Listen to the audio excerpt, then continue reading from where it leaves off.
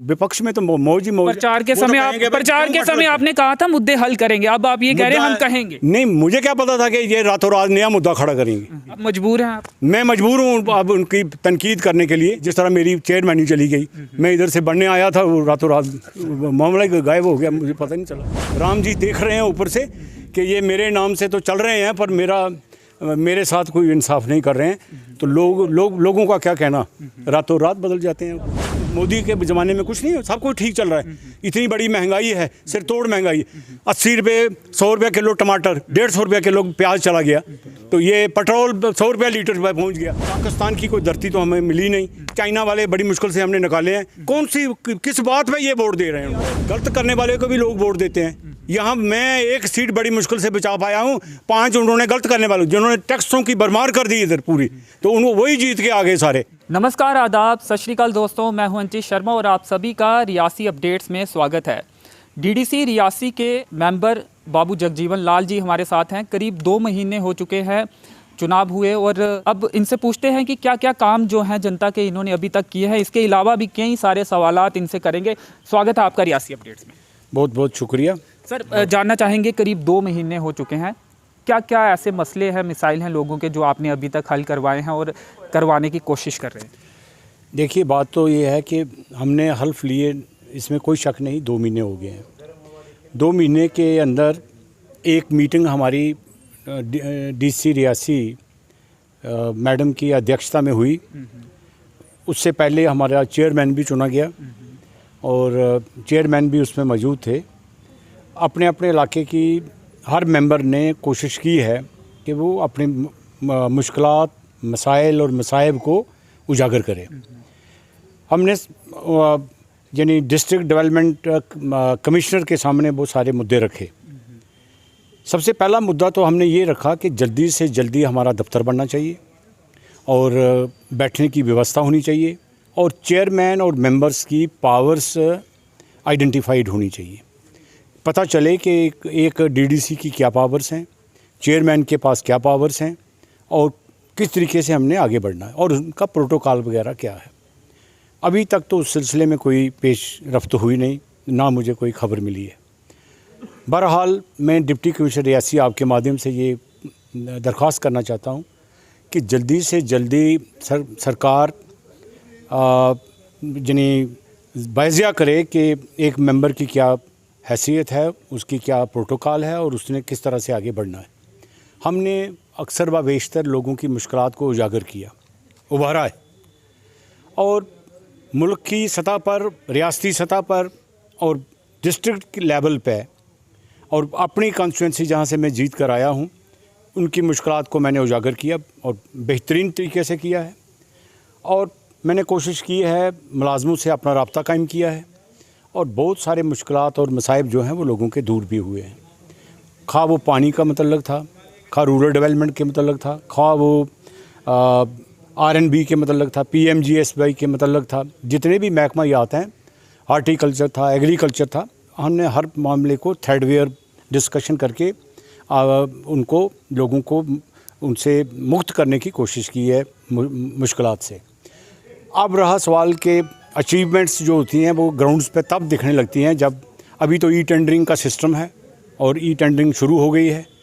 जिस तरह माड़ी के अंदर रोड पे ब्लैक टॉपिंग होनी है, ब्रिजेस उस पे बनने हैं, उसकी टेंडरिंग कुछ तो महकमा रूरल डेवलपमेंट करने जा रहा है, कुछ RNB करने जा रही है। इस तरह से होगा। पानी के मसाइल हैं, जहाँ तक मैं जब PMGSY जो हमारी है वो यानी रोड जो है पनासा रोड, दसानू पनासा रोड जो है, उस पर तेज़ी के साथ हमने काम किया है और मैं मौके पे भी गया हूँ, लोगों के साथ मिला हूँ।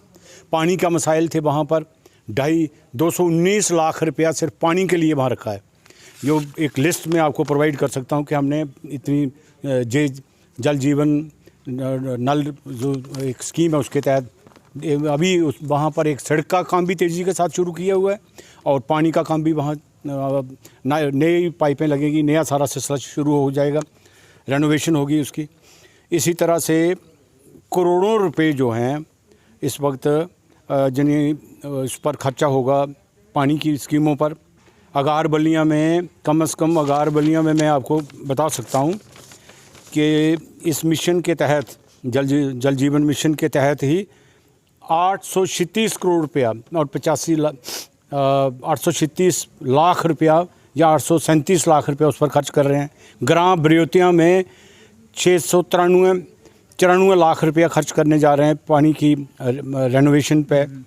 रूरल रियासी में 620 लाख रुपया खर्च किए जा रहे हैं। माड़ी में 593 लाख की स्कीमें बनी हुई हैं, इसमें बढ़ भी सकती हैं, उस पर भी खर्चा होगा। कल आपने ये करोड़ों रुपए की आप स्कीमें ये बता रहे हैं, इसका मतलब यही है कि मोदी सरकार पैसा दे रही है विकास के लिए, ये क्योंकि सरकारें तो उनकी हैं।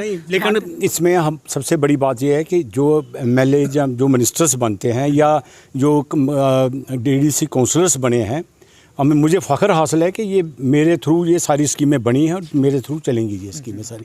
मैं इनकी देख रेख करूँगा। मैं आज पैसा हासिल करने में कामयाब रहा हूँ। ये मुझे खुश नसीब समझिए कि आते ही काया पलट हो गई। अल्लाह, करोड़ों रुपए के काम हमने शुरू कर लिए। कुंडरा में हम 119 लाख रुपया खर्च कर रहे हैं। भगापई में 540 लाख रुपया खर्च करने जा रहे हैं।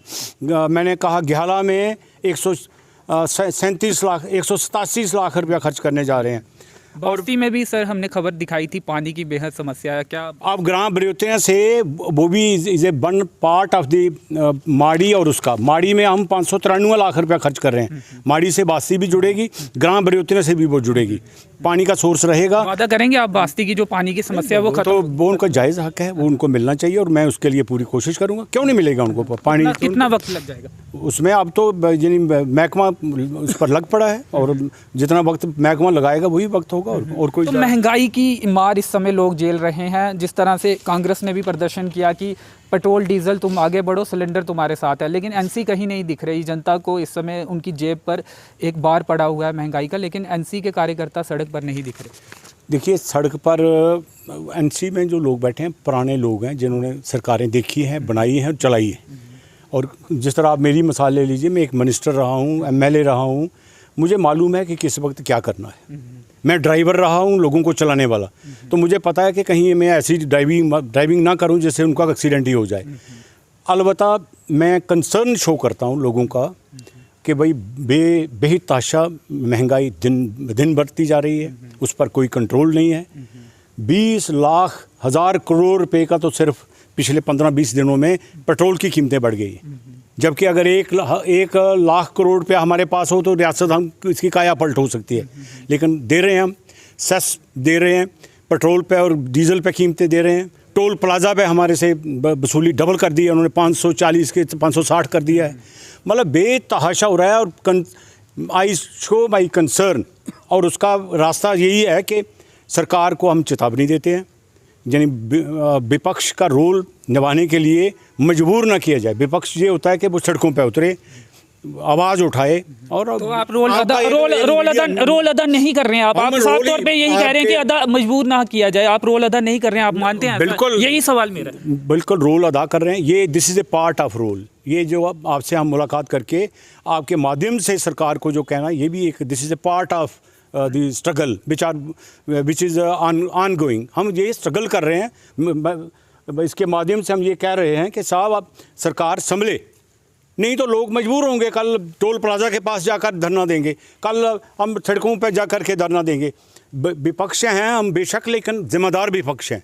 हम पत्थर नहीं मारेंगे, हम कश्मीर की तरह पत्थर नहीं मारेंगे। हम एक तरीके से काम करेंगे जिससे तरक्की हो लोगों की, और सरकार अपनी मुश्किलात का वाज़ा करे कि क्यों बढ़ रहा है। इंटरनेशनल मार्केट में कोई बढ़ोतरी नहीं आई है, कच्चे तेल की कोई उसमें बढ़ोतरी नहीं आई है। और बहुत सारी स्टेटें जो हैं वो अपने लेवल पे भी जीएसटी SGST कम करके पेट्रोल की कीमतें दाम कम कर सकते हैं। इसलिए मेरी रियासती सरकार से, ख़ास तौर पर LG साहब से सब, कि आप यहाँ कोई ऐसा सिस्टम करिए जिससे पेट्रोल की कीमतें डाउन आएँ। और पेट्रोल की कीमतें और डीजल की कीमतें बढ़ने से सब लोगों पर इसका असर पड़ रहा है। सब्जियों पर पड़ रहा है, बोझा ढोने वालों पर पड़ रहा है, सड़क गाड़ियों में चलने वालों को पड़ रहा है, जो अपनी गाड़ियाँ चलाते हैं उन पर पड़ रहा है, टोल प्लाजे हैं, मतलब और लोग परेशान हैं और धरने ही धरने हैं। आप ये समझते हैं कि हम भी धरने पे आ जाएं तो मुझे लगता है कि एक बड़ा गैर मुनासिब होगा। हर आदमी अपनी जगह परेशान है। डेली वेजर हैं बेचारे लाखों की तादाद में, उनको 6,500 रुपया या 7,000 मिलता था, वो भी कभी टाइम का नहीं उनको मिलता है, वो अपनी जगह परेशान है।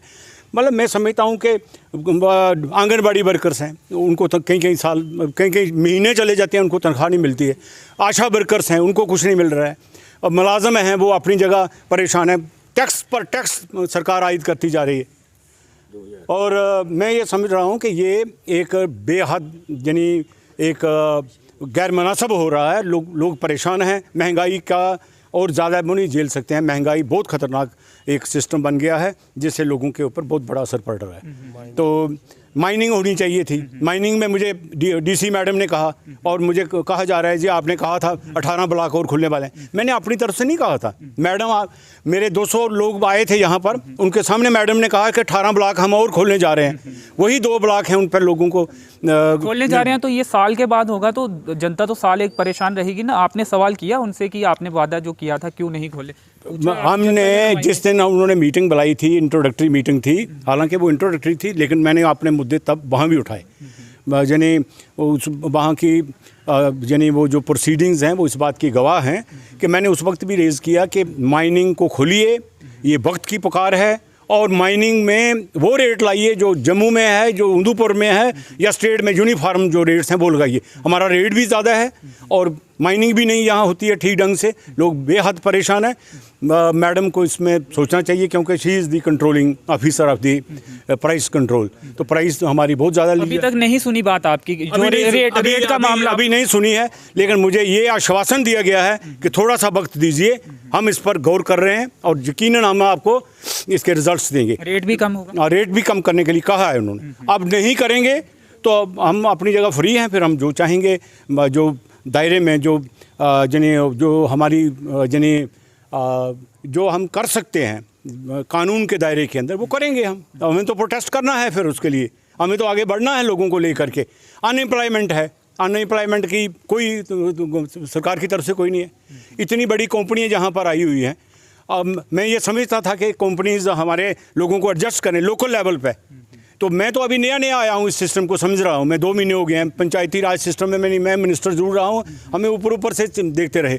आज मुझे पता चल रहा है कि जहाँ रेलवे प्रोजेक्ट्स में कंपनीज़ हैं, कंपनीज़ वालों को हमारे नौजवानों को ऑब्जर्व करना चाहिए, लोकल लोगों को नौकरी देनी चाहिए।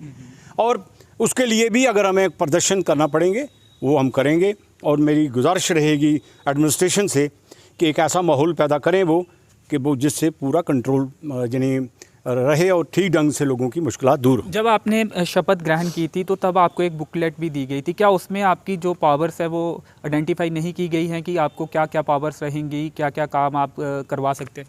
नहीं, कोई हमें बुक नहीं मिली। वहाँ पर एक हल्फनामा हुआ था वही, और उस पर हम आज भी कायम हैं। बाकी बुकलेट नहीं आई, कोई पावर्स एक्सरसाइज करने की कोई नहीं बुक थी, ना अभी तक आई है। मैं सरकार से मुतालबा करता हूँ कि जल्दी से जल्दी वो यानी हमारे प्रोटोकॉल और हमारी जो डीडीसी मेंबर्स जो हैं या चेयरमैन इवन कि उनके लिए वो अपना वो सामने लाएं कि वो क्या कर सकते हैं, उनके पास क्या पावर्स हैं, उनके पास कितना रुपया पैसा है, कि वो किस तरह खर्च करना, क्या बजट है उनके पास, वो हमारे सामने आए ताकि हम उसी हिसाब से फिर आगे बढ़ें। तो अभी कोई टेम्पररी ऑफिस आपको दिया गया?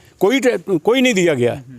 अब और मैं ये समझता हूँ कि ये बड़ी बेइंसाफ़ी है कि लोगों के चुने हुए नुमाइंदों की जिन्होंने लोगों की मुश्किलात को दूर करना है, वो खुद अभी सड़कों पर हैं। उनके लिए कोई ऑफिस नहीं है, उनके लिए कोई जगह नहीं है, उनके लिए कोई बात नहीं कर रहा है। मैंने कारण है कि आज नवनिर्वाचित जो हमारे चेयरमैन हैं, मैंने उनसे कहा कि he should take this responsibility और वो ऑफिस बनाएं, हमारे बैठने की व्यवस्था करें, और ताकि लोगों को पता चले कि कहाँ बैठना है, कहाँ आना है, कहाँ जाना है। हम अपने लेवल पे आते हैं, अपनी गाड़ियों में आते हैं, अपना सारा सिलसिला चला रहे हैं। और मैं ये समझता हूँ कि सरकार को इसकी तरफ ध्यान देना चाहिए, ना कि सिर्फ खाना पूरी करनी थी तो वो करके वो एक तरफ अपनी जिम्मेदारी से हटें।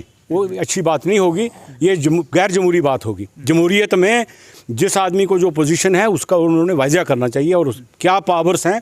फिर वो अगर एक्सरसाइज नहीं करता है तो फिर बाकी रहा सवाल के लोगों के साथ मिलना जुलना मेरा है। मैं आए दिन आ रहा हूँ, मीडिया से बहुत कम हम मिलते हैं।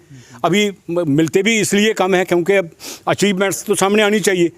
अचीवमेंट्स तब आएंगी जब हमारी पावर्स क्या हैं वो हमें पता चलेगा कि कहाँ क्या करना है।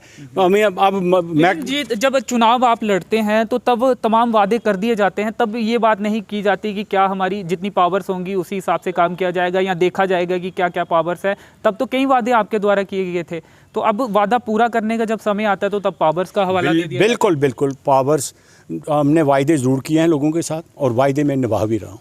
अगर आप मेरी कॉन्स्टिट्यूंसी की बात करेंगे तो मैंने जहाँ कहा था कि हालांकि के अंदर एक सड़क मैं पहुँचाऊँगा और पुल का काम मैं चलाऊँगा, जा कर के देखिए, मैंने शुरू करवाया है वो।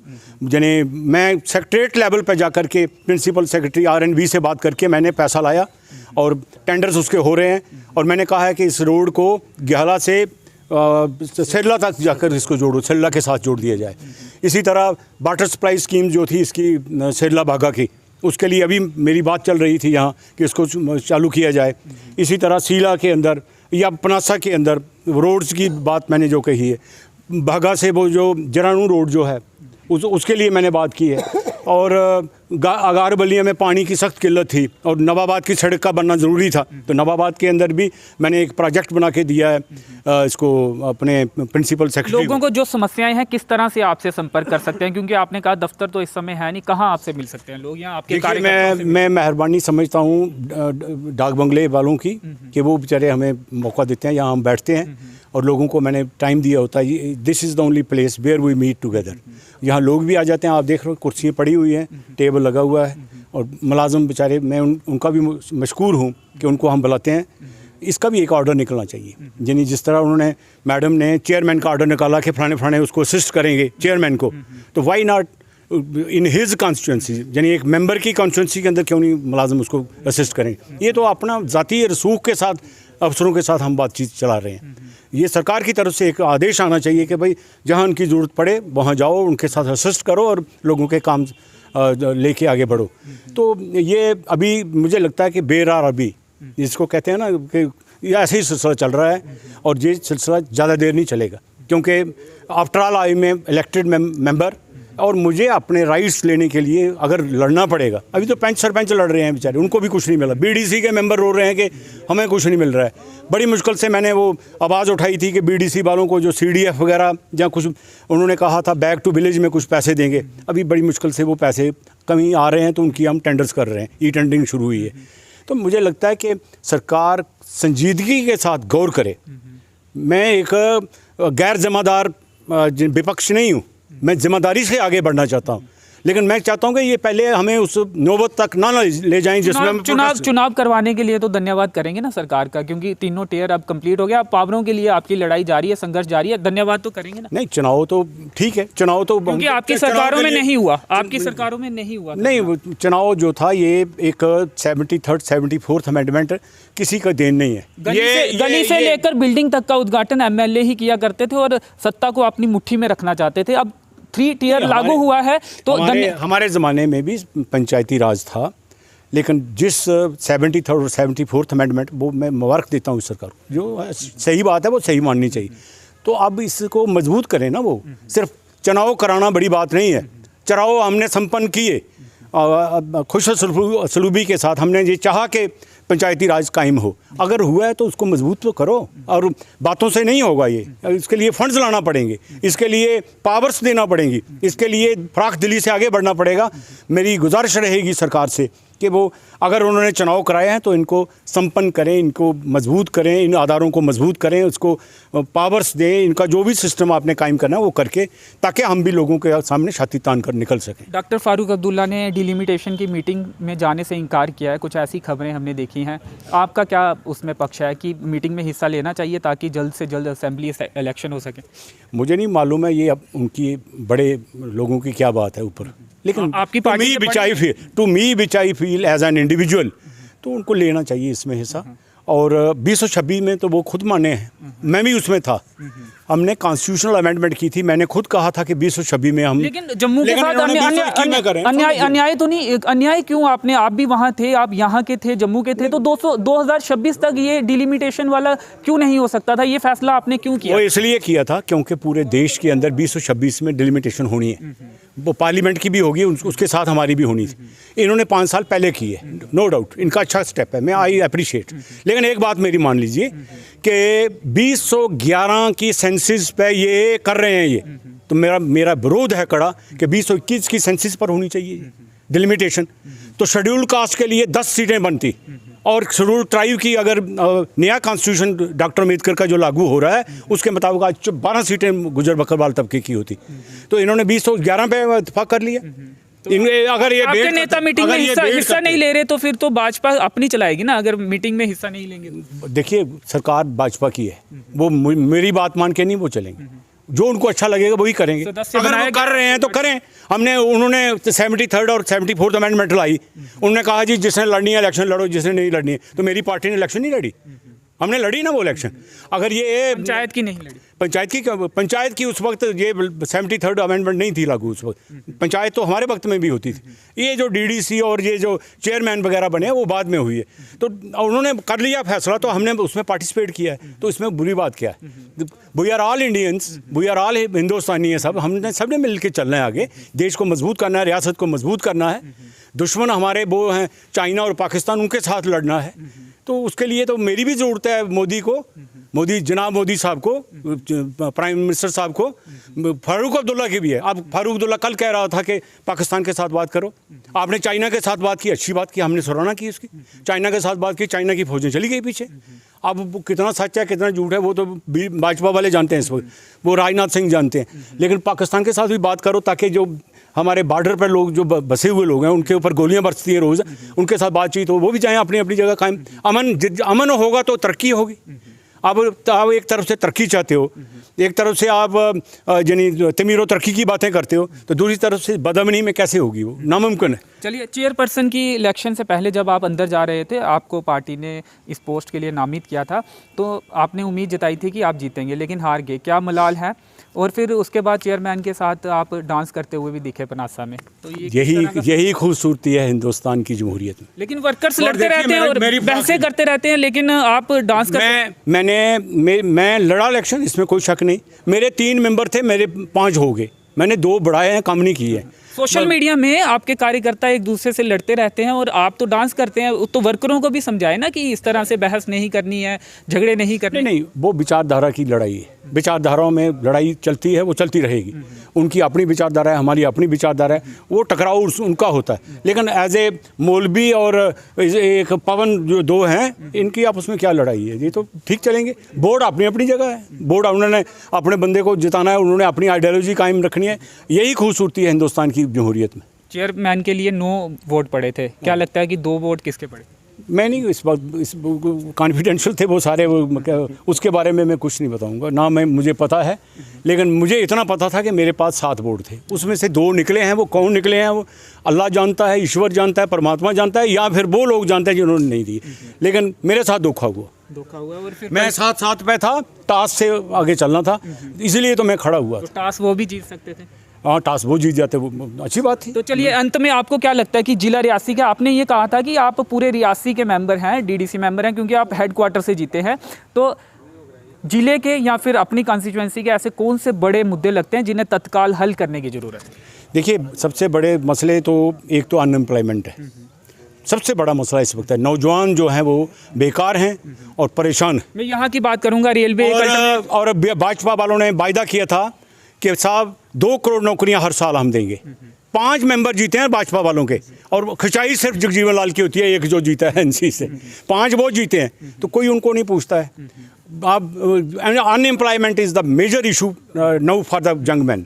और देखिए ना, रोज़ सुसाइड हो रहे हैं नौजवान बच्चे, कहीं से मिल रहा है, कहीं से, पता नहीं क्या कोई यानी खराबी हो रही है ये। इसलिए सरकार को कोई एम्प्लॉयमेंट के अंबार खोलने चाहिए और बेकारी दूर करनी चाहिए, बेरोज़गारी दूर करनी चाहिए, और ये नरेगा के थ्रू जो काम लगते हैं उनकी पेमेंट टाइमली होती है, लेकिन मैं चाहता हूँ कि काम लगे, लोगों को ज़्यादा से ज़्यादा काम, ताकि मशगूल रहें, वो उसमें यानी काम करें अपना ढंग से।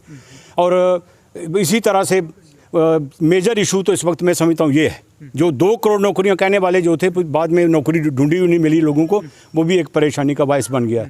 दूसरा मैं समझता हूँ सबसे बड़ा मसला जो है वो पीने का पानी, और ये कोविड की वजह से लोग जो परेशान रहे बेचारे, तो उनको मुफ्त जो दवाई है वो लोगों के घर तक पहुँचनी चाहिए। परेशानी 2000 या बाहर मार्केट में इसका पता नहीं क्या रेट निकलेगा, उसके लिए कोविड-19 जो है। बनटोल प्लाजा भी एक मुद्दा है, इसके अलावा बिजली के बड़े बड़े कटोरे, क्या ये भी मुद्दे हैं आपके लिए? नहीं, बन प्लाजा तो मुद्दा है हमारे लिए, इसमें कोई शक नहीं है। उसका हम चाहते हैं कि कटौती हो, वो तो बढ़ता जा रहा है। और मशरूमिंग हो गई है टोल प्लाजा की, मशरूमिंग, एक के बाद दूसरा टोल प्लाजा, एक के बाद। हमारे लोग तो 8 किलोमीटर का पैच इस्तेमाल करते हैं। हम कहते हैं भाई उसके हिसाब से हमें डिस्काउंट दिया जाए, उसमें हमारी कम किया जाए। अब कहीं कटरा के जहाँ बेरहम रहन, वो क्या कहते हैं उसको, हुक्रमा हो तो फरियाद किसकी आगे करें? उनको यानी खुद सोचना चाहिए कि गरीबों की हमने चमड़ी उधेड़ दी। दुनिया भर के टैक्स लोगों के ऊपर है। अब तो प्रॉपर्टी टैक्स भी लगने वाला है, आपकी लैंड टैक्स भी होगा। जो लैंड हमारे बुजुर्गों ने हमें दी थी, उस पर जिसने मकान बनाया उसकी नफाई मेजरमेंट करके उसके ऊपर टैक्स आयद हो जाएगा। तो सरकार कर क्या रही है? टैक्स दर टैक्स। एक तरफ कहते हैं मुझे परेशानी है इनकी कि हम 5 ट्रिलियन यानी वो बना देंगे, इकॉनमी तैयार करेंगे, अमेरिका के बराबर चले जाएंगे। अमेरिका एक एडवांस बड़ा एक प्रोग्रेसिव कंट्री है, वो अपनी जगह उन्होंने बहुत तरक्की की है। अभी हमें पहुंचने के लिए गरीब ही मर जाएंगे तो कौन सी हमने तरक्की करके है? गरीब को राहत मिलनी चाहिए। गरीब इस वक्त कोविड में मारा गया है, कोविड-19 की वजह से उसको परेशानी आई है। बिजनेस क्लास हमारी है, कटरा में हमारे होटलियर्स जो हैं वो तड़फ रहे हैं बेचारे, नहीं है पैसा उनके पास। और कटरा में टोल टैक्स 6 महीने के बाद उन्हें पास दिया जाता था, उसमें भी रुकावटें पैदा करते हैं, किया जाता है 6 महीने। अब भी ये मसला बना हुआ है, आपकी जानकारी में है ये? नहीं, मुझे मालूम है कि उनमें परेशानी उनको है, तो वो मिल बैठ के वो दूर हो सकती है। लेकिन वो कटौती करना, वो उससे तो लोगों को परेशानी का बायस तो वो है बड़ा। बाकी पास तो बनते हैं, वो बनते रहेंगे। और मैं उस वक्त अपने आप को खुश नसीब समझूंगा जब रियासी के लोगों को ये माफ़ी होगी। ऊपर तक, माहौर तक, गुलाबगढ़ के आदमी इस रास्ते से गुजरते हैं, उनको भी इसमें राहत मिलेगी। तो बिजली के जो कट हैं, बिजली के कट तो बेहद यानी मुश्किल दौर से लोग गुजर रहे हैं, इसमें कोई शक नहीं है। लेकिन अब कहीं ना कहीं जिम्मेवारी आपकी भी है। कट नहीं लगने चाहिए थे, जिम्मेवारी आपकी भी है, आप यहाँ के नुमाइंदे हैं। नहीं, बिजली के लिए वो लाइंस की रिपेयर्स कर रहे हैं कहीं कहीं, तो वहाँ कट उन्होंने रखा हुआ है। परमानेंट कट नहीं है ये, this will not be a permanent cut, अब विच आई फील। लेकिन अगर ये परमानेंट उसको करते हैं तो वो भी निंदनीय होगा फिर, क्योंकि सरकार उनकी है, तमाम मुद्दों के लिए उनकी है, जिम्मेदारी उनकी है। हमने तो कहना है भाई मत कट लगे, विपक्ष में तो मौज ही मौज। प्रचार के समय आपने कहा था मुद्दे हल करेंगे, अब आप ये कह रहे हैं हम कहेंगे। नहीं, मुझे क्या पता था कि ये रातों रात नया मुद्दा खड़ा करेंगे। मैंने तो मुद्दे वो कहा था कि सड़क बनाएंगे, पानी पीने का देंगे। मुझे क्या पता था कि मेरे आने के बाद ये कट शुरू कर देंगे। मुझे थोड़ी पता थी इस बात की। आप मजबूर हैं? आप? मैं मजबूर हूँ अब उनकी तनकीद करने के लिए कि गलत है, ये कट नहीं लगने चाहिए। आगे अब यानी सबसे ज़्यादा तकलीफ इन्हीं को होगी, लाले लोग जो हैं। तो मुझे लगता है कि ये कट खत्म हो जाएंगे। इन्वर्टर जनरेटर उनके जनसेट होते हैं, वो नहीं खींच सकता उसको नहीं खींच सकता वो एसी को। एसी खींचने के लिए यानी अमीर लोग जो हैं उसमें ही ज़्यादा पसंद करेंगे, उसके लिए बिजली चाहिए इनको। तो बिजली आएगी। बिजली की मैं तो समझता हूँ कि एक एग्रीमेंट था हमारा कि जहाँ से लोकल सोर्स होता है, लोकल रिसोर्सेज थे हमारे। ये जो अपना ज्योतिपुरम से जब बिजली गई तो इसके गिरदोनवा में उस वक्त ये हमें कहा गया था, मुझे याद है, मैं बचपन में था, छोटा था, तो ये कहते थे कि आप लोगों को फ्री बिजली दी जाएगी, क्योंकि आपकी सरकारें थी सर उस समय, आप करवा सकते थे। और डॉक्टर जितेंद्र सिंह जी ये कहते हैं उस समय जो कांग्रेस की केंद्र और राज्य में सरकार थी, उन्होंने जो MOU किया उसमें ये कहीं जिक्र नहीं किया गया कि स्थानीय लोगों को ये बिजली मिलेगी या फिर इसका कोई बेनिफिट मिलेगा। तो आपकी सरकारें की कहीं ना कहीं गलती आपकी रही होगी। नहीं, गलती हमारी नहीं रही थी, गवर्नमेंट ऑफ इंडिया के पास ये सारी होती है। अगर कांग्रेस ने गलत किया तो यहाँ पे आप उनके साथ जो है गलत है, वो गलत किया उन्होंने। लोकल लोगों को तो राहत मिलनी चाहिए थी। अगर कांग्रेस ने गलत किया है तो भुगते हैं वो। आज गुलाम नबी आज़ाद, देखो यार, गलत करने वाले को भी लोग वोट देते हैं। यहाँ मैं एक सीट बड़ी मुश्किल से बचा पाया हूँ, 5 उन्होंने गलत करने वाले, जिन्होंने टैक्सों की भरमार कर दी इधर पूरी, तो उनको वही जीत के आगे सारे। अगर मैं भी नहीं जीता होता तो फिर अल्लाह खैर सल्ला होता, कोई बोलने वाला नहीं होता यार। तो इसलिए लोग वोट देते हैं उनको। वो कहते हैं इस बिजली पानी के लिए वोट नहीं हम देते हैं, वो कोई बड़े काज के लिए वोट देते हैं। पता नहीं वो कौन सा काज है। कोई पाकिस्तान की कोई धरती तो हमें मिली नहीं, चाइना वाले बड़ी मुश्किल से हमने निकाले हैं। कौन सी किस बात पे ये वोट दे रहे हैं उन लोगों को? शर्म करें मेरे भाइयों और साथियों कि यार अब यानी ऐसे के व्यक्ति को आप पार्टियों को भी एक तरफ छोड़ दीजिए, पार्टी भी गलत हो सकती है। आप ऐसे व्यक्ति और ऐसे कैंडिडेट को जिताएं जो आपके लिए लड़ता है, मरता है, आपकी जान, आपके लिए जान निछावर करता है। ऐसे कैंडिडेट आगे आने चाहिए और आइंदा ऐसा होगा। मुझे लगता है कि जिस तरह से लोगों के ऊपर जुल्म हो रहे हैं, लोग बर्दाश्त नहीं करेंगे, लोग इस हद तक भी चले जाएंगे। विचारधाराओं की कहाँ लड़ाई रहती है भाई? अभी देश में बड़ी कमियां हैं यार, मैं कितनी गिनाऊं आपको इधर। अभी तो कमियां क्यों रह गई यहाँ जात बरादरी, यहाँ पे? तो वोट बढ़ जाते हैं। आपकी सत्ता रही, कमियां क्यों छोड़ी आपने? नहीं, इतने कोई अल्लाह ताला परमात्मा ईश्वर ने हमें कोई फरिश्ते नहीं भेजा था। राम राज्य, तो राम राज्य में तो नहीं होनी चाहिए थे। अब तो मोदी के ज़माने में कुछ नहीं, सब कुछ ठीक चल रहा है। इतनी बड़ी महंगाई है, सिर तोड़ महंगाई। 80 रुपये 100 रुपये किलो टमाटर, 150 रुपये किलो प्याज चला गया, तो ये पेट्रोल 100 रुपये लीटर पे पहुँच गया। तो फिर कौन सी, किस पे लोग भरोसा रखें? यानी कि राम राज्य नहीं आया, जो बात नहीं, मैं समझता हूँ कि राम राज्य नहीं आया। राम जी देख रहे हैं ऊपर से कि ये मेरे नाम से तो चल रहे हैं, पर मेरे साथ कोई इंसाफ नहीं कर रहे हैं। तो लोगों का क्या कहना, रातों रात बदल जाते हैं, पता ही नहीं चलती कि कौन कहाँ चला गया है। इसलिए जिस तरह मेरी चेयरमैनी चली गई, मैं इधर से बढ़ने आया था, वो रातों रात मामला गायब हो गया, मुझे पता नहीं चला। तो ये चलते रहते हैं, जब आप देखते जाओ। लेकिन ये है कि हम सब एक हैं। मैं सबसे अपील करता हूँ कि हम सब मिलजुल कर अपने देश और देश के लोगों की खिदमत करें, अपने देश को मजबूत करें, देश की सरहदें मजबूत हों, देश के लिए जो काम करता है उसकी इज़्ज़त की जानी चाहिए, जो लोगों के लिए काम करता है उसकी इज़्ज़त की जानी चाहिए। हम सब एक हैं। हम ये विचारधाराएं और ये सारी जो हमारी बनाई हुई, तो इनको हमें, इन दीवारों को गिराकर इंसान है, इंसान की खिदमत के लिए आगे आना चाहिए। तो बहुत बहुत शुक्रिया, थैंक यू। तो ये थे डीडीसी मेंबर रियासी से बाबू जगजीवन लाल जी। इन्होंने कहा कि जिस राम राज्य का वादा किया गया था वो राम राज्य अभी देखने को नहीं मिला है। इसके अलावा तमाम इन्होंने आरोप भी भाजपा पर लगाए और अपने जो तमाम बातें इन्होंने कही, जो काम इस समय ये करवा रहे हैं वो भी इन्होंने बताए। तमाम सवालात इनसे किए, उसके भी जवाब इन्होंने दिया। तो फिलहाल इस इंटरव्यू में इतना ही। जिले की तमाम खबरों के लिए बने रहें रियासी अपडेट्स के साथ। फिलहाल मेरे सहयोगी नरेश भगत के साथ मुझे दीजिए अनुमति। धन्यवाद।